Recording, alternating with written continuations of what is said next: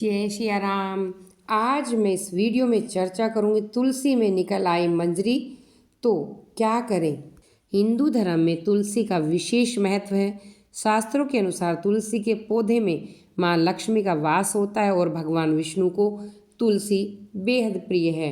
तुलसी की पूजा करने से हर तरह के दुख दर्द से छुटकारा मिलता है। इसके साथ जिस घर में तुलसी का पौधा होता है वहाँ पर कभी भी वास्तु दोष नहीं होता।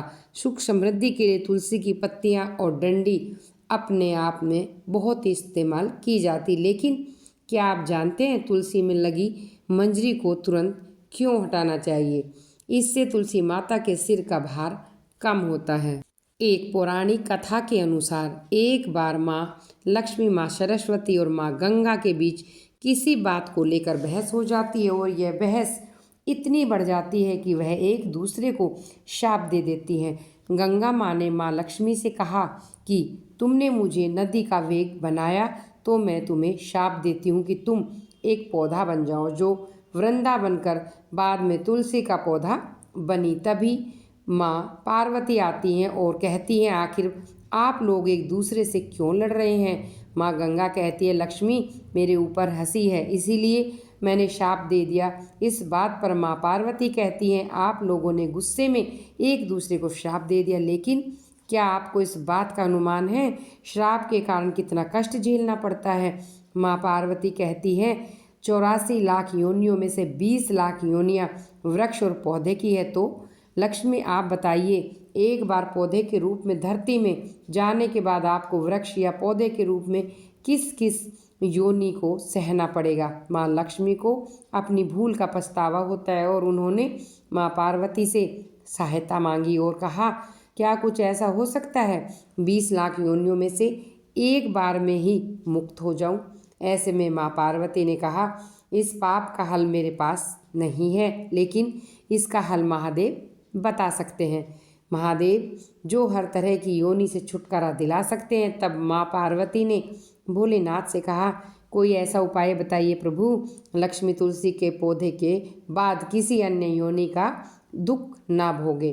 तब महादेव ने कहा, इस उपाय को बताया। कार्तिक माह में लक्ष्मी जी तुलसी के क्यारे के रूप में प्रकट हुई। कहा जाता है कि द्वादशी के दिन तुलसी के पौधे में लगी मंजरी को तोड़कर शालिग्राम को अर्पित कर दें।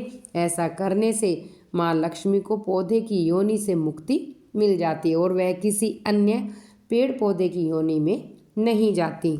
इसके साथ ही ऐसा करने से व्यक्ति को माँ लक्ष्मी सुख समृद्धि, धन संपदा और ऐश्वर्य का आशीर्वाद देती हैं। तुलसी मंजरी को भगवान कृष्ण को चढ़ा सकते हैं। ऐसा करने से माँ लक्ष्मी के साथ भगवान कृष्ण भी प्रसन्न होते हैं। तुलसी के पौधे को बहुत पवित्र मानते हैं।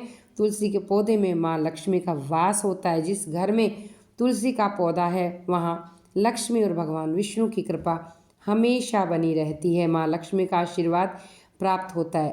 तुलसी की मंजरी के कुछ उपाय करने से माँ लक्ष्मी की कृपा बनी रहती है। वैसे तो भोलेनाथ को तुलसी अर्पित करना वर्जित है, लेकिन इसकी मंजरी शिव जी को चढ़ाने से आर्थिक संकट दूर हो जाता है। पुराणों के अनुसार भगवान विष्णु को तुलसी बेहद प्रिय है। भगवान विष्णु को मंजरी अर्पित करने से मोक्ष मिल जाता है। खर्चों से परेशान है तो गंगा जल में तुलसी की मंजरी मिलाकर उस जल को पूरे घर में छिड़क दीजिए। मंजरी के दाने गलती से भी पैरों के नीचे ना आए।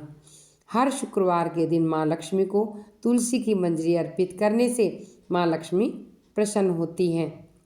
आर्थिक स्थिति में सुधार के लिए लाल रंग के कपड़े मंजरी लपेट कर अपने घर रख दें। जय सिया राम। आज की वीडियो में इतना ही।